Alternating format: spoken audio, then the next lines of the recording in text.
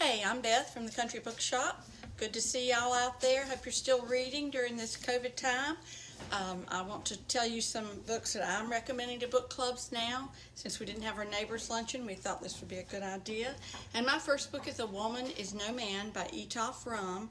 And I know we talked about it last year, but we need to talk about it again this year. This is the best book I've read in the last year. And if your book club has not read it, you do need to read it. It's written by a woman who does live in North Carolina right now.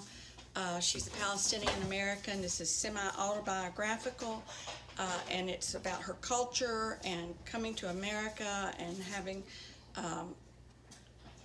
to assimilate, and how difficult it is for women in the Palestinian culture coming to America. You must read this if you have not. The next book is The Night Portrait by Laura Morelli, and this book tells two stories. One is about a painting by Da Vinci of a portrait of the lady with an ermine. He had as his benefactor the Duke of Milan, and the girl he painted was the 16-year-old mistress to the Duke. And that part of the story is based on historical fact, and it's a fabulous story. And then the second part of the story is set during World War II with a German female who is an art restorer who the Nazis grab and have her go in the field and record what paintings are being confiscated and where they're going. And she copies down at night what she remembers coming through her hands that day and gets it to the resistance. It's a fabulous story. Highly recommend. Next is Christina Baker Klein's new book, The Exiles, and you remember she wrote The Orphan Train, and this is a story of a young girl who's a governess in England in the early 1800s, and the employer's son gets her pregnant, and then of course then she's discharged and charged with a crime and is sent to Australia, and of course she's going to have her baby on the ship, and she befriends another young girl sent to Australia because she stole a silver spoon, and she's also a midwife, and together the two girls figure out how to survive in Australia. A great book. The Orphan Collector by Ellen Marie Wiseman. This book is about the pandemic Spanish flu in Philadelphia in 1918, and it's the story of Pia, who is the daughter of German immigrants. The father's fighting in World War I, and the mother's just delivered twin infant boys, and the mother dies from the flu, and they live in a tenement, and people are dead in their apartments. There's so many that they can't get them all. The stench is incredible, and she goes out to find food for her brothers and comes back, and they're gone because somebody took them.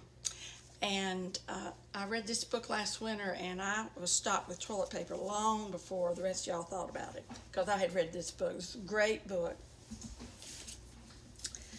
The Book of Longings by Sue Monk Kidd. She's from North Carolina, lives in Pittsburgh, and this is a story of Anna, who set during Jesus' time, who Kidd supposes marries Jesus. And her research showed that most Jewish men are required to marry and procreate, have children, just as the women were. So she felt she could write this story, and it's incredible. Her facts of the way they lived back there was wonderful. Read that one. And then for fun, I recommend Pauline Holdstock's Here I Am. This is a story of a little 6-year-old boy who probably is somewhat autistic. He wakes up one morning and his mother won't wake up.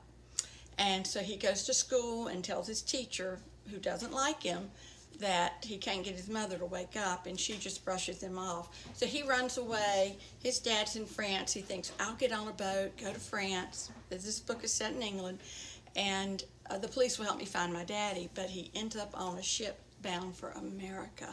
So he stows away, and what a delightful story of how he survives. Next is The Lost Jewels by Kristy Manning, and this is historical fiction. In 1912, a bunch of construction workers digging with pickaxes in the ground under a series of buildings that had been burned in a big fire discover a box, and inside the box are the most incredible jewels you've ever seen. And that part of the story is true, and then the author supposes how they got there. And before the fire, this was a site of pawn shops or jewelry shops, and she supposes the owner of one of them had buried it, and then the fire came and maybe killed him. You'll have to read the book. Incredible story. And then you go online to the London Museum to see the jewels. They are stunning. And lastly is Charles Finch, The Last Passenger. This is the 13th book in the Charles Lennox Mystery series, and it's a quintessential whodunit. There's a passenger found dead in the last car of the train, and Lennox has got to figure out who done it. Enjoy.